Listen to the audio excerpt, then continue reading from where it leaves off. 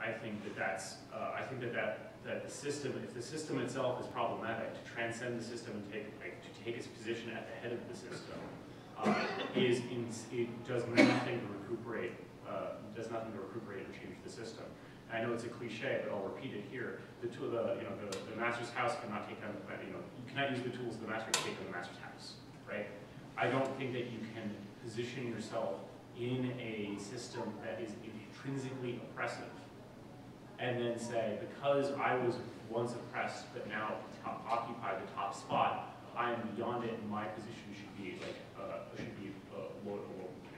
lauded, right? There are a number of actors, there are a number of, to use like Oprah Winfrey or Will Smith as an example, Will Smith takes very specific roles that are offered to him simply because this is the role that a black actor can accept, and this is the role that Will Smith can accept. You're giving me a weird look.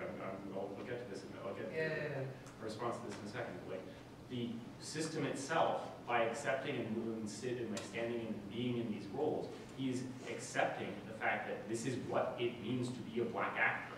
This is what it means to be someone who, this is what my character, my racial attributes make me, and this is how the society can accept me. To accept that as societally good is, I think, intensely problematic. Similarly, I think, if we accept that and I don't know if you do, that modern, popular culture is intrinsically, carries with it a number of, a bunch of oppressive baggage, right? Oprah Winfrey, packaging what she does and presenting it to a mass audience, by not challenging this on a day-to-day level, or only challenging it in the most surface level ways, is certainly continuing forms of oppression.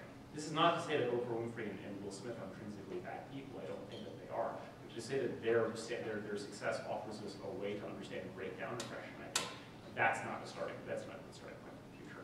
I also think it categorically leaves out the vast majority of the oppressed who do not ever have that possibility. Someone from the inner city, the inner city of Detroit, who's not able to go to school because their school is shut down, or their schools, or in Chicago because their school's on the other side of massive gang fights, cannot, which is a regular occurrence, believe it or not, cannot ever access the subject position that Will Smith or Oprah Winfrey or any number of other successful people who transcend depression could ever act. And to say that this is a starting point, or this is something that we can use as a tool, leaves them out in the cold and makes them a null entity, which I think is intensely problematic.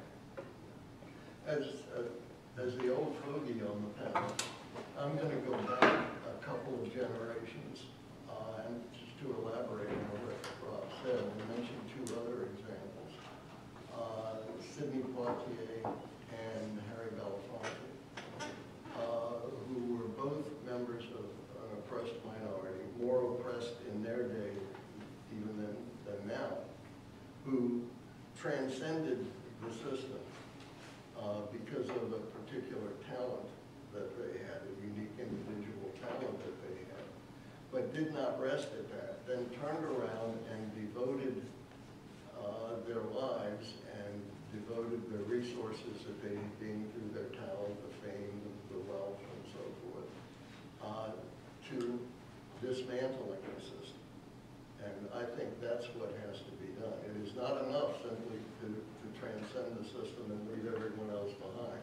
As Rob said, that just doesn't cut it. But if, like Poitier and Belafonte, you use your ability to transcend the system to dismantle the system, then I think you have fulfilled your obligation. I think you've made yourself a hero. I think there's end it here so that way we can get the next presenter. So let's give the panelists a round of applause.